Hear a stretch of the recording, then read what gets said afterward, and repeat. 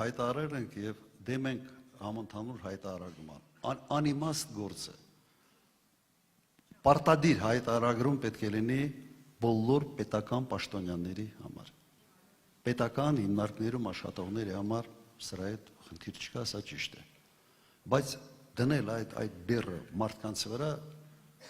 ես հասկանում եմ ինչի համար են անում։ Մեր ժողովրդի մի ստվար զանգված կա, որոնք իրենց բարեկամներից գումարներ են ստանում Ռուսաստանից եւ ամբողջ նպատակը սկզբից գույքագրել այդ ամենը, հետո մի օր սենց են անելու հարկման տակ դնեն։ Ասելու են դու եկամուտ ես ստացել։ Դա եկամուտ չի, այդ մարդը Ռուսաստանում աշխատելուց եկամուտը արդեն ինքը եկամուտը ստացել է, եկամտահարկը այնտեղ տվել է, գումար ուղարկում իր հարազատներին։ Դու այստեղ ես հարկում, այդ ինչ կրկնակի հարկում է։ Պատճառը դա է։ Հրաժարվելու ենք, չենք անելու մարդկանց լրացուցիչ բեռի տակ երբեք չենք դնելու եւ չենք արել։